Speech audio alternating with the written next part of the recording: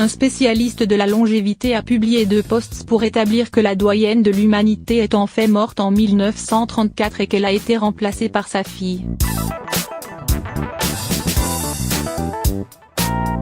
Marre de Benalla, overdose de jaune?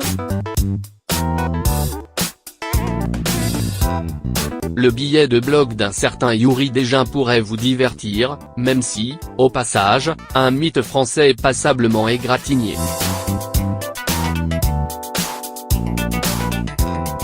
Yuri Desjins.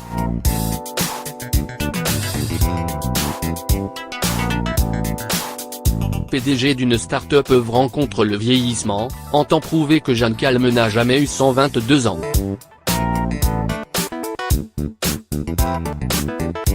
En effet, affirme-t-il, celle qui se prétendait Jeanne n'était autre qu'Yvonne, sa fille.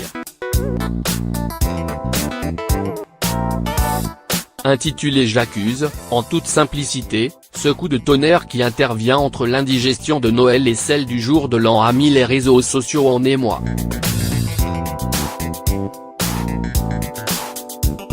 Pour établir sa théorie, Yuri Desjins, qui reprend un papier d'un mathématicien russe, un certain Nicolas Isaac à Moscou, a mené une très méticuleuse enquête.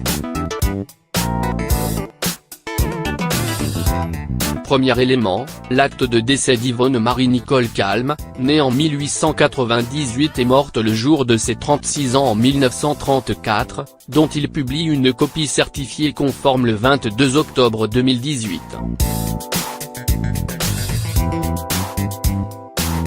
Curieusement, note notre Sherlock Holmes de la longévité, cet acte de décès a été établi sur la base d'un seul témoignage, une femme sans emploi de 71 ans, c'est-à-dire ni docteur ni infirmière, qui l'a vue morte.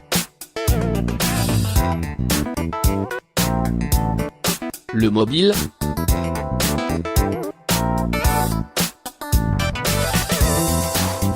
L'argent, évidemment.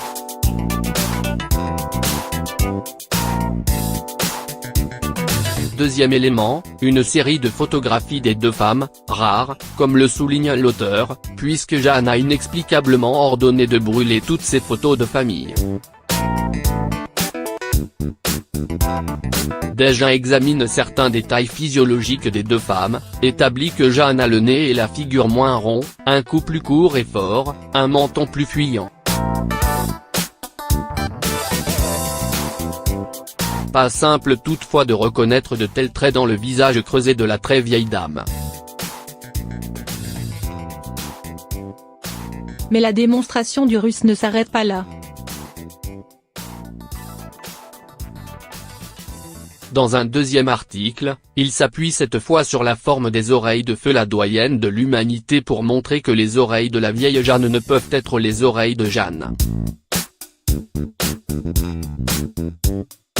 Alors même, photo d'Élisabeth Ier et du prince Philippe à l'appui, que les oreilles vieillissent certes, mais conservent grosso modo leur forme. Quant au mobile de la substitution, il s'agirait pour l'époux de Jeanne Calment de ne pas payer de taxes sur l'héritage à la mort de sa femme. Occasion de rappeler que la loi sur l'héritage en France est particulière encore aujourd'hui, mais qu'elle l'était plus encore dans les années 30.